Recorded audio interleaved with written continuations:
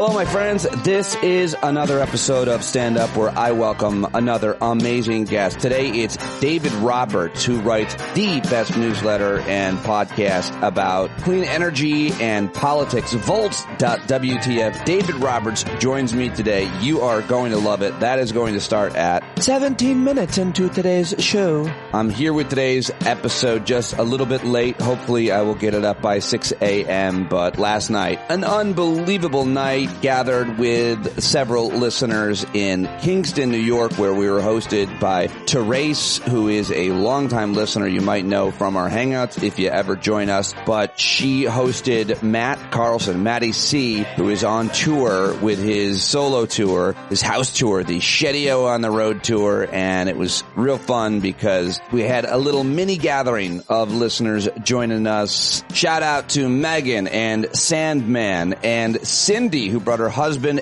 and both of her sons. They drove in all the way from Chicago, and we had a great time, the five of us and friends and family, and it was awesome. Matty played a bunch of his originals, and it was very, very good. I was highly impressed, and you should definitely see him if he's in your neck of the woods. But I was up late, and so won't have a big news segment because I was out supporting Maddie and having a great time myself. And I will see you tonight at our Hangout. We'll talk all about it, I hope, at tonight's Hangout at 8 East. If you are a paid subscriber, you should get a link to that. I hope to see you tonight at 8. I will give you some headlines from yesterday, the 12th of June, 2024, real quick. Apparently, inflation has cooled. The Fed expecting, however, just one rate cut this year, but consumer price increases slowed notably in May, according to data released yesterday, suggesting that inflation is easing again after proving stubborn earlier this year. Gas prices fell, car insurance prices dropped,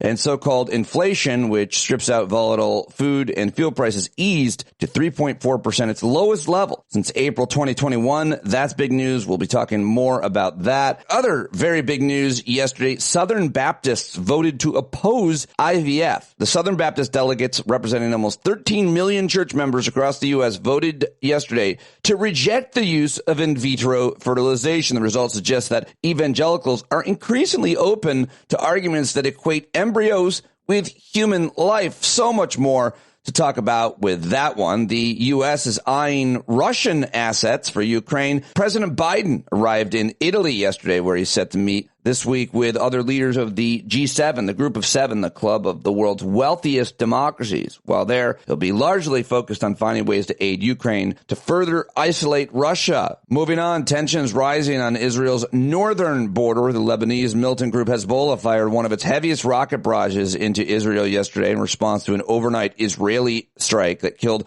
one of the senior commanders of Hezbollah. Back here at home, House Republicans voted to hold the Attorney General, Merrick Garland, in contempt of Congress over his refusal to hand over audio recordings of President Biden, which, of course, they have the transcript of, but want the audio of so they can chop it up and make it seem like President Biden said or did something he didn't do. You may or may not have heard about that, but that was a lot of yesterday here domestically. In the EU said it would impose additional tariffs of up to 38% on electric vehicles imported from China. On the immigration, President Biden's new executive order on immigration, the ACLU is suing to challenge the president's decision to close the southern border to nearly all migrants crossing to asylum. In Oklahoma, the state Supreme Court affirmed a lower court's dismissal of a lawsuit by the last two known survivors of the Tulsa race massacre in 1921, which was very sad news to hear yesterday, but probably unsurprising. President Emmanuel Macron of France,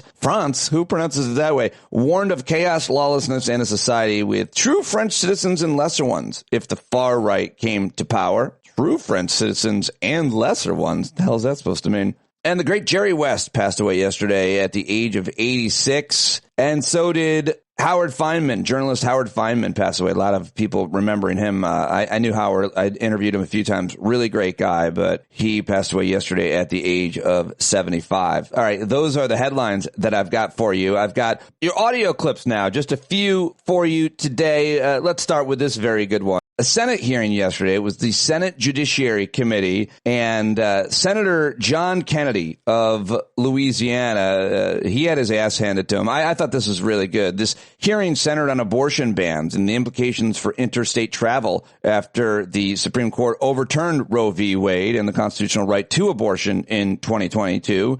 Senator Kennedy asked one witness about whether women should be able to abort a fetus late in the third term, which they're obsessed with, which basically never happens. And the president of the National Partnership for Women and Families, a woman named Jocelyn Fry, really had this great answer yesterday, and I loved it, and I want to share it with you. Should the mother, at that juncture, have the right, clearly a viable child, to abort the child?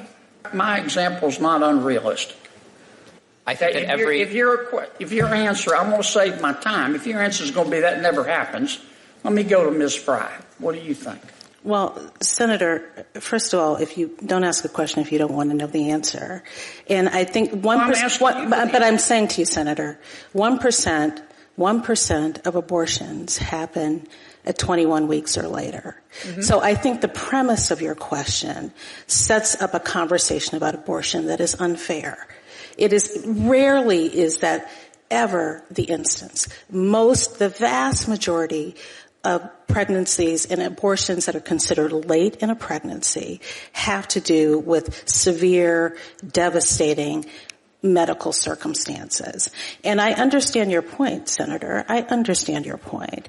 But with all due respect, I also think the chances of people sort of getting all the way through a pregnancy and just sort of saying, I don't want it, is disrespectful to women. Disrespectful to women. Well done. Real good stuff. How about this one? Ahead of today's meeting, apparently Trump is going to meet with Mitch McConnell, I guess. They haven't spoken in years. He asked him if he plans to talk to him about any of the issues that divided him. Here is the Senate Minority Leader, Mitch McConnell. Leader McConnell. Should we continue the tradition? You should. Tomorrow you're going to the NROC. First time. You haven't spoken to Trump since December 2020, from what we understand. Do you plan to confront any of the bad blood between the two of you, or any of the issues you had, including over January 6th? You know, I said 3 years ago, right after the Capitol was attacked, that I would support our nominee, regardless of who it was, including him. I've said earlier this year, I support him. He's earned the nomination by the voters all across the country. And, of course, I'll be at the meeting tomorrow. Well, how about that? He didn't answer the question. Well, what did you expect? Here is Eric Swalwell yesterday. I thought this is really good. This is Congressman Eric Swalwell talking to Republicans about the hypocrisy of government overreach, and I wanted to share it with you. I don't understand why we're here, because you all, for the longest time, as long as I've been alive, and I'm the son of two Republicans, so I've heard this in my household a lot, you're the party of free markets. You believe that Democrats regulate too much, but you've hauled these three here to tell them you don't like how they're investing in the free market. You don't like how women make decisions about their bodies, and so you're banning abortions. You don't like how families make decisions to get pregnant, so you're banning IVF. And now you don't like when businesses invest in climate projects. And by the way, it's a little bit ironic because you have done nothing, as long as I've been in Congress, to mitigate against climate chaos. You've contributed by doing nothing to make the risks higher. These folks go out and, in their own investments, mitigate against the risk, make money for the people who work for them, and now you're saying they shouldn't do that. And now here is Jamie Raskin speaking yesterday on the House floor. This is before they took the vote to find the Attorney General in contempt of Congress. Here's Jamie Raskin yesterday. Rather than admit defeat in this bumbling operation and look for some other way to actually aid the public good, they've decided to flail about in mock outrage against a series of phantom tyrants in the hopes of distracting everyone from this epic flop. Their first distraction was to impeach Secretary Ali Mayorkas as a paltry consolation prize, but that pathetic decoy action blew up in their hands. Then the plan was to skip the mundane work of casting votes and actually doing committee business, to travel on a collective spiritual pilgrimage on Amtrak to New York City to attend the criminal trial of an unmentionable American felon, one of 19 million in the country. But that strange journey to Mecca also blew up in their faces when this mystery political false prophet was convicted unanimously by a jury of his peers on dozens of felony criminal counts in a fair American trial. They tried to salvage the credibility of this bizarre expedition by blaming the American justice system for being weaponized against Republicans. But this political extremism quickly melted away when the son of President Biden, the original target of their wrath, was also prosecuted and convicted, like another disarmed felon whose name may now not be spoken on the floor, apparently, by a unanimous jury of his peers on all counts against him. And that trial, unlike the trial whose very existence must be sent down the Orwellian memory hole to save someone hurt feelings, was actually tried in the federal system. So what's left to do now? Well, let's hold the Attorney General of the United States, Merrick Garland, in contempt, of course. This will be sure to placate an unrepentant and anonymous convicted felon from New York and distract everybody else for a day or two. I confess it's a bit rich, Mr. Speaker, to be asked to hold the Attorney General of the United States in contempt of Congress for overwhelmingly complying with the committee's demands by members who voted against contempt citations for Steve Bannon and Peter Navarro, two persons subpoenaed by the January 6th Select Committee who never spent a single minute. Could I have one more? The gentleman's time has expired. I grant the gentleman an additional minute. Bannon and Navarro never spent a minute with the January 6th committee, never turned over a single document to our committee. These people had 0% compliance with Congress. They demonstrated true contempt, which is why they've been sentenced to jail. But Chairman Comer, in his wisdom, would hold the Attorney General of the United States of America in contempt for what I think is 100% compliance, but in any event is something like 98 or 99% compliance. If you think a federal official is not rendered proper compliance, you take them to court, you don't hold them in contempt, and it's rich beyond measure, like a billionaire rich, to be asked to hold the Attorney General in contempt by people who themselves received subpoenas to testify before the January 6th committee, who never rendered a single document nor a single minute of testimony to the January 6th committee. I urge Congress to reject this absurd motion, and I'm happy to yield back to the chairman. All right, Jamie Raskin on fire on the House floor, as always. Really love that. And finally, I've got a clip from Colbert for your comedy portion of today's newscast. Always want to end on a laugh. Take it away, Stephen. For your longtime viewers of the show, you know I'm a Catholic, which means I believe that one of the virtues is humility. Well, tonight I've got something to be extra humble about, because I can announce that this weekend Pope Francis is going to meet me at the Vatican. Right? Wow. I mean, come on. Wow. I mean, am I excited? Is the Pope Catholic? I'll let you know after I meet the freaking Pope. I will be joining an incredible delegation of 105 comics and humorists from 15 countries as part of a meeting to establish a link between the Catholic Church and comic artists. The Pope, the Vatican, comedy. I can't wait. I hope we get to meet the original priest and rabbi that walked into that bar. Find out what happened. Never found out what happened. This invitation was extended by the Vatican's Dicastery for Culture and Education and the Dicastery for Communication. In my opinion, the top two funniest dicasteries. I know that's controversial.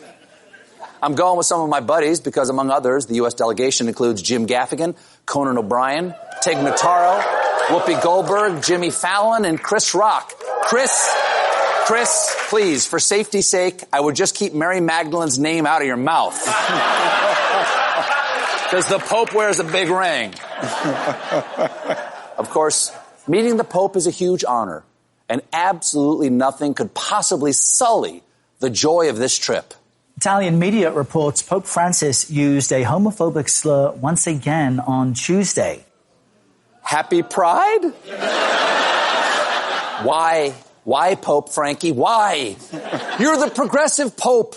You've made landmark statements in support of same-sex civil unions, conducted LGBTQ plus outreach instead of gay priests. Who am I to judge? Evidently, you were the Pope. But you're supposed to be the cool Pope, the Vatican ally. You were, how do I put this? You were the chosen one. I can't believe that I am alive for the first time anyone's ever been disappointed by the Catholic Church. Because now, all of a sudden, Pope Francis is less pro-LGBTQ than NASCAR. Don't believe me? They sell shirts that say, YASCAR. It's not easy to be less tolerant than NASCAR. You know their slogan, pretty sure our fans did January 6th. All right, Colbert handling that pretty deftly and including the news about the Pope making derogatory comments about gay folks again. All right, that's it. Now let's get to my guest on today's show. Really excited to have David Roberts back. He is simply one of my favorite people to read, to follow on social media, specifically still on Twitter, and to listen to his podcast. Go to Volts WTF to learn more. Subscribe to his Substack there and his podcast there. David Roberts, in his bio on Volts WTF, says, I've been reading, writing, talking, and thinking pretty intensely about this subject matter for over 15 years. Most recently, from 2015 to 2020, I was with Vox, a news and culture publication, which I still occasionally write for. Before that, he was at Grist, a publication focused on environmental news. But it is a must-subscribe newsletter about clean energy and politics, and that is exactly what I talked with him about today during our conversation. I hope you like it. I hope you subscribe, and I definitely hope you'll let him know on Twitter, where he will see it, that you heard him right here. Go find him now at Dr. Volts on Twitter and say hello. Here it is right now, my latest with the brilliant David Roberts. Yes, David Roberts joins me now. I've been immersed in your last, couple of months of work, just trying to make sure I knew what I wanted to talk with you about. And how's it going over at Volts? Because you are really doing great work from my vantage point. It's going great. There's just a lot of stuff to cover, a lot of stuff happening out there. It's an exciting time to be covering this stuff. You seem to care a lot, think a lot, take seriously what your readers and subscribers want to hear about. How do you decide who you're talking to and what about? That's everybody outside.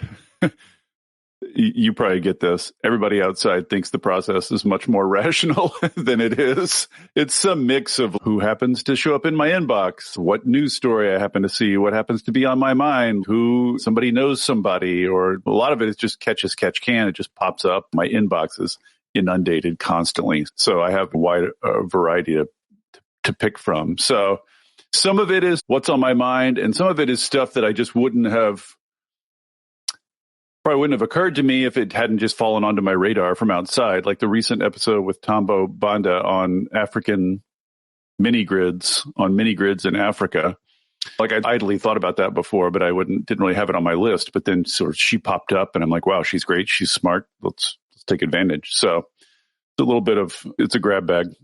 I am loving all of it, and I know a lot of my listeners do as well, and consider you a really trusted source. I love also your politics. I'm glad you're still on Twitter. How's that going? Just your quick take on the status of Twitter, because I'll go right over your timeline and see everything you've said in the last couple of days or a day, and appreciate it. So I like it for that. How are you experiencing it still? I use it the same way I always have. It's definitely degraded from where it was at its heights. There's a lot more jerks, Nazis, blue checks, idiots. There's just a lot more idiocy on it, and there's a lot more spam. There's a lot more bots. I have 200,000 people on there that I spent 10 years, good Lord, 13 now years building up. And I've gone and looked at the alternatives, and they don't seem all that appealing. So I'm just tweeting on all the way I have. There's an element of just shouting at the clouds about it. What else am I going to do? They're very impactful to me. I love your Twitter account and your timeline. You've been talking obviously a lot about the the politics of the country. How do you describe yourself politically? Do you ascribe to any kind of label or labels? What do you think of that at all? Are you open about your own political ideology? I think in practical terms, I'm probably a pretty off-the-shelf social democrat, just your Scandinavian social democracy, pretty straightforward stuff. In the U.S. context, that amounts to being very far left. In a European context, I think I'd be much something more closer to center left. My heart of hearts, deep in my heart of hearts, I'm just a true blue hippie, peace and love guy, but you have to deal with the world as it is. And social democracy, I think, is the best thing we've found thus far for allowing the better sides of humanity to come out and doing something to suppress the worst sides. How worried are you to see what we have left lost, maybe starting with the news out of the trends in Europe? All of this matters to the specific work that you do covering climate and energy and obviously decisions that countries and international organizations make together for the future of the planet. So how do you see things playing out right now in Europe and the U.S.? Because I could hear it argued both ways about the trends. Yeah, I think the first thing I would say, the top thing I would say, and what I think every political pundit should say first for every answer is, I don't know what's going to happen. No one knows. There's so many powerful cross-cutting forces at work right now.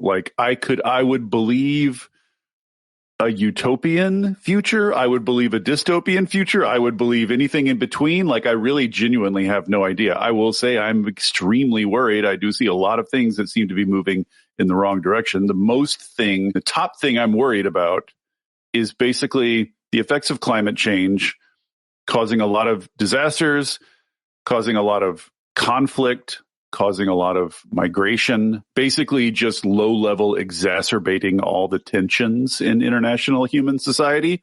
And my fear is that the reaction to those stressors is not going to be, hey, let's hold hands and cooperate on this collective problem.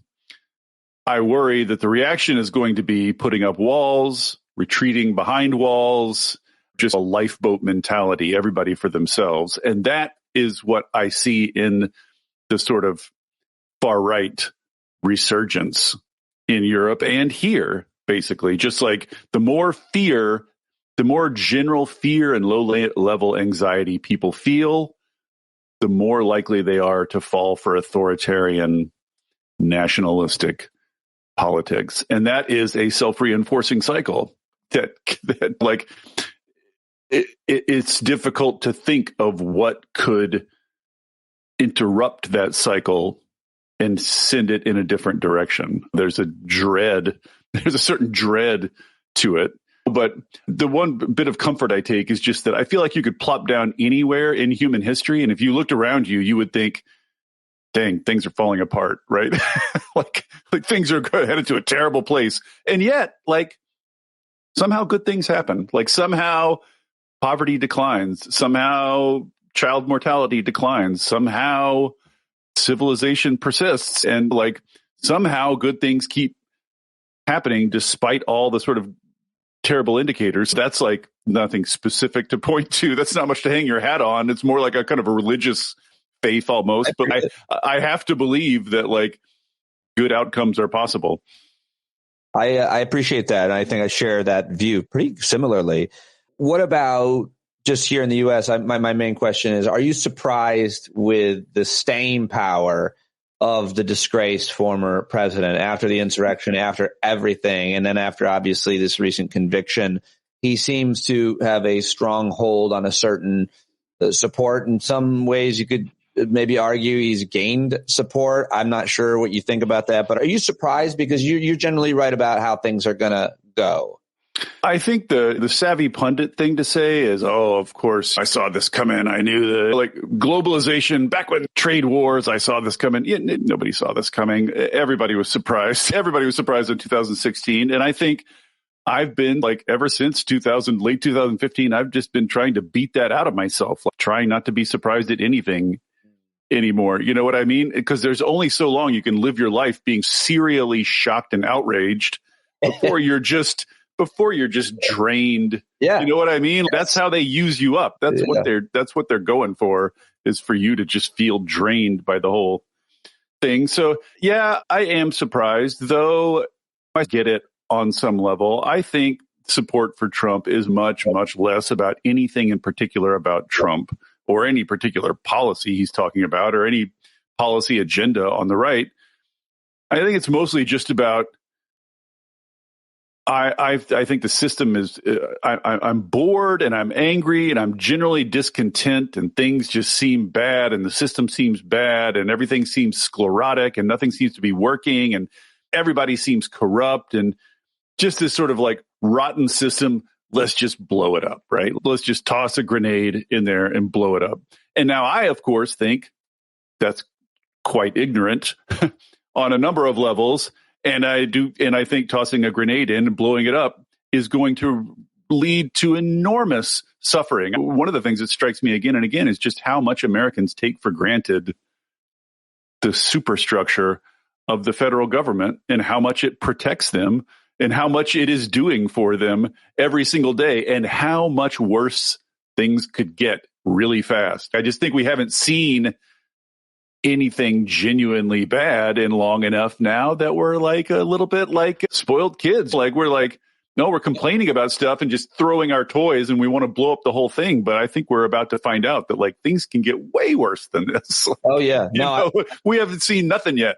Please join me in helping my documentary film get funded, which is a pro big government, federal government propaganda film to show what they do. Walk into the State Department, walk into FDA. Yeah. Michael Lewis's book, The Fifth Risk. Yeah. You're familiar with that one? Yeah. Fantastic book. It's just go dig into the federal government bureaucracy and you'll find all sorts of very earnest, socially minded people doing hard, unsexy, out of the spotlight work that, as Michael Lewis says, like makes this one makes you 2% safer and this one makes you 0.05% safer. And so none of this is stuff you would know. A lot of it just manifests as bad things not happening. But there's a lot going on and we absolutely take it for granted. And one of my familiar rants, as you will know if you follow me on Twitter, is that for the last 5-6 decades now, the right has very deliberately built a propaganda apparatus, the main function of which is not to advance any positive agenda. It's just to say government is bad, Democrats are bad. Repeat. Rinse, repeat. Government bad, Democrats bad, over and over and over and over again. And on the other side, you have like your immigration people, your environment people, your abortion people. Where's just the, hey, government is good, Democrats are good? Where's that? Where's that propaganda? There is no such thing. There is no think tank that is just government in and of itself can be a force for good. So I wish you would make that movie. I wish we had institutions. I wish we had educational programs. I wish we reached kids. And I think we just take it for granted that people will naturally understand the virtue of freedom of speech and freedom of association and freedom of religion and contract law being enforced and just like the whole superstructure of law and all of it. Like we just assume people will see the value of it. And a lot of it is just invisible to people and they don't see the value of it. And we should have been all this time being much more explicit about just singing the virtues of democracy, like liberal democracy. Yep, you said singing the virtues of bad things not happening. Join me in helping. Let's do a podcast where every day we just report all of the bad things that did not happen and then put a heavy focus on the good things that did happen.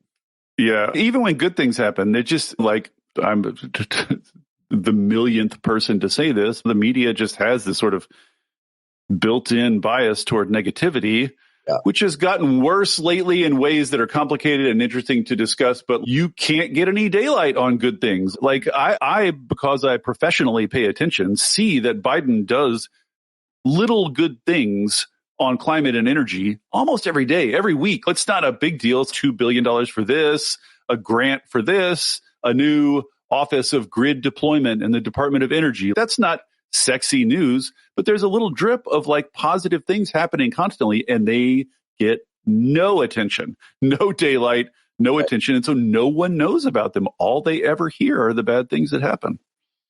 I want to just ask you about something you wrote on Twitter. I thought was really fascinating. I guess it was today. And this was about, you wrote, just bear with me. I think everybody will get it. You wrote, in this case, they'll say Dems are rigging everything and persecuting their opponents. If you point to something like Al Franken or Menendez or Hunter Biden, clear examples where Dems allow the rules to penalize their own, they'll just interpret those as clever schemes. What is that you were referring to today? Yeah, the idea there is just...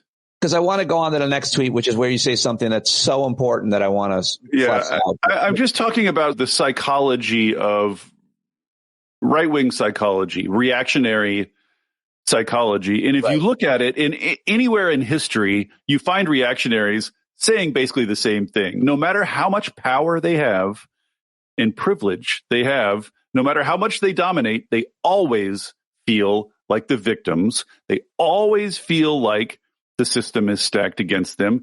Even if you can show them examples of the system not being stacked against them, they'll just interpret that as some scheme or some fake out. So in this case, for instance, right, like they're saying, oh, the Democrats are pursuing lawfare. They're weaponizing the Justice Department. They're using the justice system to go after Republicans and protecting themselves, right? And so then you say, gosh, then why did Biden allow the Justice Department to prosecute his own son for a crime that even the people in Congress who are hounding him about this have admitted like no one else would be prosecuted for, and they're letting it happen.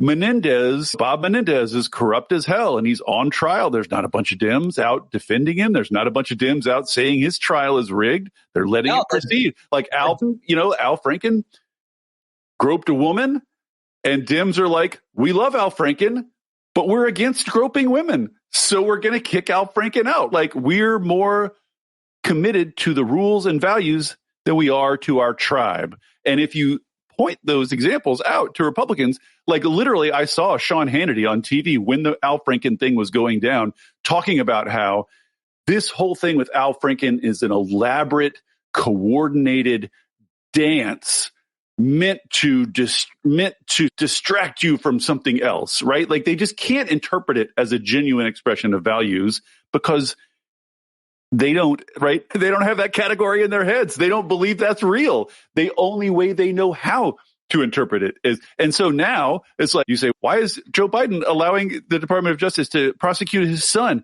Now you have them out saying that was an elaborate, coordinated scheme meant to give cover to the lawfare going after Trump. You know what I mean? So these are not beliefs that they came to via reason and evidence. And so you're not going to talk them out of these beliefs with reason and evidence. The idea that they're victims and that their enemies are all powerful, those are starting points, not ending points. That's not conclusions they came to. That's feelings they have that they start with, and then they go out and look for evidence. But if you start with that, you're always going to be able to find evidence for it. So that's exactly what I wanted to get to. The last line you wrote in the secondary tweet was, reactionary instincts don't operate on reason and cannot be refuted or diminished by reason. So much of our political class and political punditry is trying to use reason to dispute the claims that are being made, including questions to the Speaker of the House, Mike Johnson, today. If it's contempt when Merrick Garland doesn't show up, why isn't it contempt when Jim Jordan didn't show up? Oh, that was different. Like, why are you trying to refute Mike Johnson on this? And specifically what happened in my town is that we lost 3 board seats about a month ago at our Board of Education in a really dangerous, fascist, white supremacist fight. It was awful, David. And all I keep thinking about is what you just said there, and you put it into words, because we didn't know how to react and refute to their claims because they just made them up, that our board made policy about trans kids using bathrooms. And it's so easy to manipulate. It's so easy for them to manipulate liberals because liberals, of course, are like famously these days college educated, and liberals love words. Liberals love words and arguments. Like they want to believe that the world runs on words and arguments. So if you're a righty, you can just toss out fake arguments and Dems are going to chase everyone. They're going to spend hours gathering evidence and refuting everyone. You don't care. You don't care one way or the other. You're just wasting their time. And this is how I feel in the wake of every controversy these days. Just like in the wake of Trump being indicted, they just threw out a bunch of chaff, a bunch of ridiculous arguments. And of course, like, here come the lefties dutifully, like, assembling a fact check on each one of these claims as though there's any hope, any prospect of changing any of their minds on any of this. Like, they know they're just wasting lefties' time and energy. But for some reason, people on the left just can't resist. They hear a bad argument and they want to argue against it. They cannot resist. What are we supposed to do? I don't know. Like this is the unanswerable problem. Like, for the left to succeed on the broadest scale, on the sort of biggest picture scale, for the left to succeed requires institutions, trusted institutions, and rules that apply to everyone equally. That's like the premise of left governance. And so if half of a system basically stops caring about the rules and starts operating on a purely tribal basis, just seeking power, then how do you maintain a system of rule of law if one half of it defects? I think the answer is you don't. You can't. That's why I'm pessimistic. You asked earlier why I see dark things happening. That's why everybody's like, how should Democrats deal with this? How should the left deal with this? And it might be that the answer is if half of your system defects from the rule of law, the other half can't hold it up on its own. There's no way to maintain a system with only half the people committed to it. Yeah, trying to win a debate in your town at the school board or the town council is also really hard. It's all taking place on Facebook and at board meetings. And it depends who you're fighting against, but boy, do we have a real effective guy, which is specifically in our town. I'm surprised, speaking of all of what you're saying and taking debate on silly arguments and so on, I'm surprised you haven't jumped all over Trump's claim in Vegas about the electrification of boats and the danger that electric boat engines pose to their owners and anybody else who could get electrocuted. Why not take advantage of that moment to promote your work, sir? Whose podcast, please? Who's out there? Parks or boats? Who's out there with a changeable mind on that subject? Who is out there? If you are inclined to believe that, nothing I say is going to get through to you. And if you don't believe that, why should I say it at all? Like, the words and arguments end up seeming futile in this context, right? If you were open to reasoned persuasion, you wouldn't be believing this in the first place. So what am I supposed to do? I'll answer the question, shark or electrocution? By the way, electric boats are awesome. Electric speedboats are a category that's coming along quite quickly now, and they look cool as hell, and they're quiet as hell relative to gas boats. And just like electric cars, they have much more torque. So they're much faster off the mark. Again, like, they're just better. Electric is just better. It's better performing. Never mind climate change. It's just better performing. You got that electric motor in the water. Doesn't Trump make a good point about protecting electric things against water is what we call a solved problem? It's just, we use electricity around water pretty frequently, and we've figured out how to manage that. So he can put his mind to rest about that. He's got to put his mind. He should put his whole everything to rest. Let's get into some of your latest, although I really love hearing your views like this. I love seeing them anywhere, but I wish your political analysis was everywhere and as mainstreamed as possible. You also seem to trust and respect a lot of really, I think, great independent sources as well as platform them as well. But let me get to specifically some of your work. You recently had a really interesting podcast episode about what's going on in China. And I feel like it's the most important issue to talk about because we can talk about what we do in the U.S. and we can talk about what we do as a planet. But if China doesn't do the right thing, then we're in bad shape. You guys got very in the weeds, as you always do. It's super fascinating and hard to understand. But my main question is, what would China, much less any other country's, real incentive be? Who's pressuring China, and what are their incentives to electrify their country to go?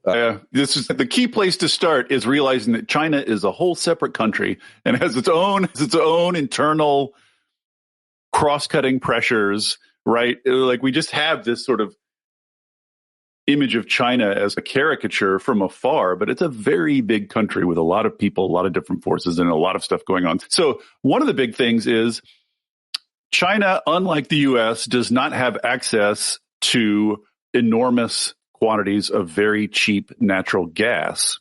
So it depends on coal. So it's having to jump from coal straight to renewables, whereas the U.S. is going coal, natural gas, renewables. It's just a very difficult, a more difficult task, honestly. And there's energy security implications. They want to own and secure supply chains, the manufacturing of these technologies that are going to dominate the next century. They want their own domestic energy that they control and manufacture. So a lot of it, from the Chinese point of view, is about national security, basically. And economic and national security have become somewhat blurred, become the same thing in today's world. And I think Chinese people get climate change and are concerned about it. Just that's in the background, just like it is in the U.S. Is probably not the primary thing, but it's in the background. So they're concerned about that too. But mainly it's about national security and economic advantage in the 21st century. I like to say to people, because I think it's bracing for people to hear this, that a lot of what's going on in the energy world would be going on regardless of climate change. Might not be as fast, but it would be happening anyway, because a lot of the incentives driving people have nothing to do with climate change. They're about economic security. They're about national security. They're about economic advantage and competitive advantage in the 21st century, all that kind of stuff. It's about lowering air pollution. In China, there's another motivation for you. The air pollution in China 5-10 years ago, even still today, just legendarily awful, to the point that it's like a major public health threat that they were having like riots and protests about. So they need to reduce particulate pollution, which is about coal and cars. And so they are rapidly switching coal for renewables, and they are rapidly switching gas cars for electric cars for reasons independent of climate change. So they have their own sort of set of incentives. You just talked to this guy, Brett Christophers, who wrote a book, The Price is Wrong, which apparently is a big book. Hold on a second. I listened to that interview, and my main takeaway and question is, when it comes to renewables versus fossil, one is a lot more profitable than the other, it would seem, across the board, and nothing seems to change that. So what is the market force-driven, the capitalist-driven incentive for any renewables if you're always going to make more money selling fossil fuels, coal, natural gas, oil? Yeah, you're a brave man for listening to that podcast. I think that's the longest podcast I've ever done. Like, exactly. I dove into that book thinking that it would be it's an anti-capitalist polemic. And instead, it was very detailed examination of electricity markets and the specific features of electricity markets. So much more technical than I expected. But basically, his thesis is just that for a variety of reasons, renewables do not provide. They're providing like 5 to 8% returns, whereas fossil fuel investments are doing like 10 to 15% returns. And his main point is, it doesn't matter if renewables are cheaper to generate than fossil fuel power, because generally the investment decision is not, should I invest in a renewable power plant or a fossil fuel power plant? It's, should I invest in a renewable plant or not? And that decision is made on, is it going to be profitable for me? Is it going to be profitable enough for me? So there's a lot of ways. His conclusion in the book is just, this is evidence that we shouldn't rely on markets and market forces to do this. We should bring in the public dollar. Like in the end, in his final chapter, he basically comes out and says and endorses public ownership of renewables. Governments should just buy and operate these things because governments can tolerate 5 to 8% returns. They don't need the kind of big returns that private people do.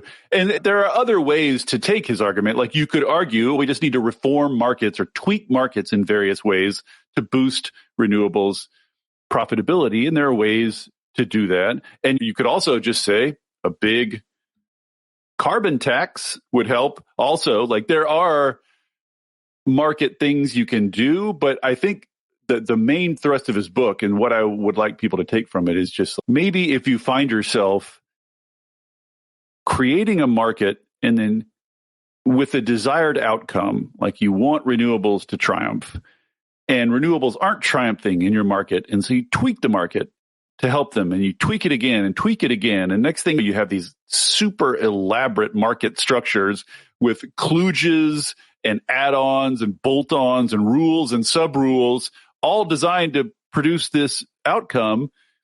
I think what he wants you to think about is just maybe markets aren't the way to do this. You know what I mean? Like maybe drop the presumption, the assumption you're going in with that markets are the best way to do this. Like maybe if it's that difficult to do it with markets and you have the desired outcome in mind, just bring government in and produce the outcome you want and quit. You don't have to work through markets. And at a certain point, when you created a market out of nothing and every feature of the market is a regulation, it's not really a free market you're dealing with anyway. You've just got a Frankenstein creation of a market. So why not just skip all the complexity and just do the thing you want with public money and public power? Yeah. It's provocative. I think would work in some governments better than others. Yes, better than very much so.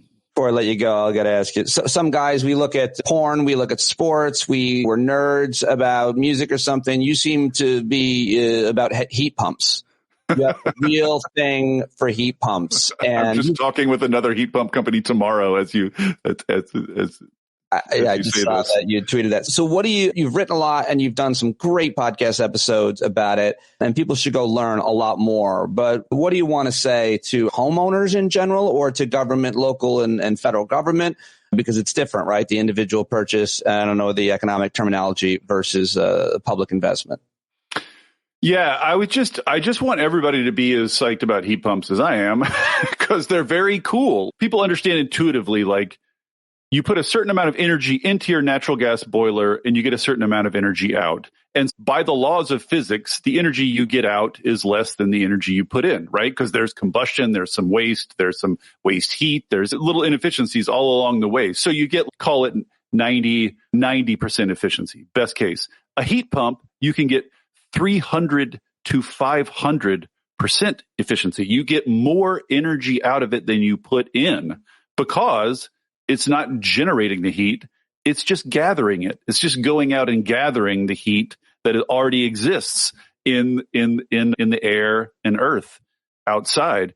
So it's just uses this trick of physics to be wildly efficient, like way above anything else available. And it's quieter and and they just work better. And so I think people don't think a lot about their furnaces. They don't think a lot about their HVAC in their house. But just anybody who's still lighting fossil fuels on fire in their home, I just want people to start thinking of that as like bizarre and retrograde. The idea that you're going to light poisonous liquids on fire in your home that produce, among other things, poisonous gases in your home and are constantly threatening to blow up or burn down your home. The whole thing is insane. Yeah. And instead, you have this 500% efficient, quiet box that sits out back of your house and gathers the heat up from the surrounding atmosphere and brings it into your home. It's just so much better and more elegant. I just want people to get excited about it. Oh, that needs to be animated in an animation to show all the dangers of burning chemicals for you, your kids, your home. There's this great, I always think about it, years ago, the Nissan Leaf, back when it first came out, issued this great commercial. I don't know why they didn't continue on this theme, but this great commercial where this guy wakes up, he goes down into his kitchen, and he starts his coffee maker up by pulling the cord, and it goes, and then he starts his dishwasher, and it just makes you think, like burning fossil fuels to do normal things inside is crazy. Like, we take it for granted, but if you don't have to, why would you keep doing that? Last thing, and I'll let you go, I promise. You had a great episode. You've talked a lot about federal government investments and specifically the IRA or the IRA, as you call it. And you had a great episode back in mid-March. How's IRA doing? Getting ready for IRA 2 is the episode you followed it up with. And it's really interesting because when we're talking about government policy and government investment, there's a theory about how it'll work, and then it's implemented, and then you can go back and measure, usually in all kinds of different data-driven tools, about how it worked. And enough time has passed, and obviously a lot of it was tax credits, but those go into effect pretty quickly right away. So what do you want to say? Everybody should go listen to those episodes to get all but getting back to our pro-government propaganda. One thing that's important to say is, it's not the case that tax credits go into effect immediately. It's actually quite complicated to figure out exactly how they work and what the exemptions are, what the rules are. So different sort of tranches of tax credits are being finalized at different times. And there are some whole families of tax credits in IRA that have not yet, like the IRS or Treasury has not yet issued guidance, which is just to say that it's been almost 2 years since IRA was passed, but still a lot of IRA is being rolled out. Like, it's still not completely in effect, which is one reason that it'd be nice for Biden to get reelected. If nothing else, I would just like to see how IRA plays out. You know what I mean? I'd like to see what it looks like when it's completely in effect. There's that. And I think when we think about IRA too, there's just a lot of IRA is just money, is just carrots. It's just handing out money to people. And there are a lot of non-money barriers to renewable energy in terms of permitting and licensing and all the paperwork and all the environmental review and the NIMBYs blocking land and zoning and all these sort of like extra financial, like bureaucratic and political barriers. Those are largely unaddressed and they desperately need attention. So that's where I think attention is going to be if things work out such that they get another run at this. But in terms of the effect so far? It's great. EVs are on track. This was the thrust of the report, is EVs are on track. Clean electrification is a little bit behind where the model said it would be because of these non-financial barriers I'm talking about. Like, those things are very difficult to model and difficult to predict. But in terms of overall, IRA is just absolutely, you cannot exaggerate its importance. You can't exaggerate its importance, not just for the U.S. economy. Already it's prompted billions and billions of dollars of investment in the South and Midwest, precisely those areas that people are constantly saying got hollowed out by globalization. IRA is pouring investment into those areas. So it's having a transformative effect on the U.S. economy, but also I think we really can't underestimate how much it slapped other governments across the face and woke them up and made them realize, like, I went to Australia last year and all they talk about is, like, how are we going to keep up with this? What are we going to do to match this? Like, how do we not get left behind? Like, the U.S. is in it now. The U.S. is in this race now. We got to get in it too. And so it's just galvanizing effect.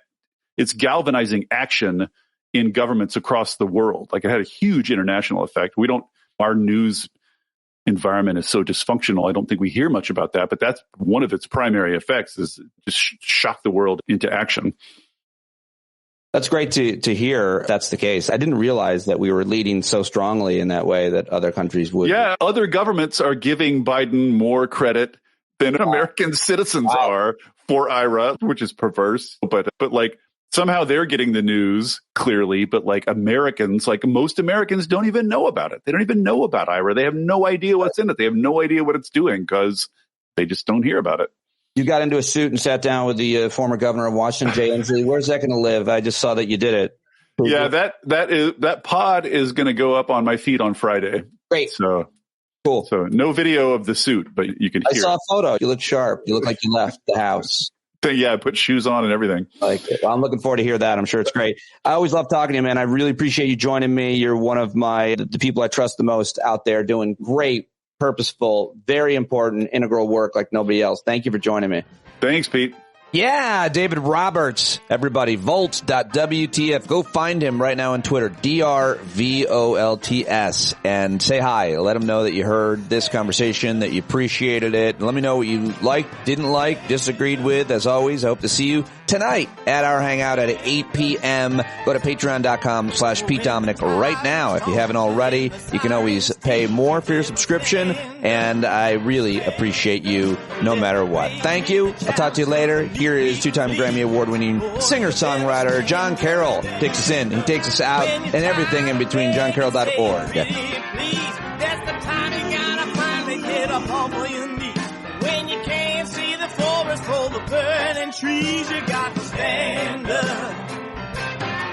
Hey, you've been sitting so long, you got the creaky knees, you got to stand up. Stand up. I think you're driving wheels with leaking grease. Boy, you better stand up. Stand up. Well, there's a whole lot more of us who know what's right. They'll keep right on ignoring us if we keep sitting tight. You got to open up the window to let in some light. You got to stand up.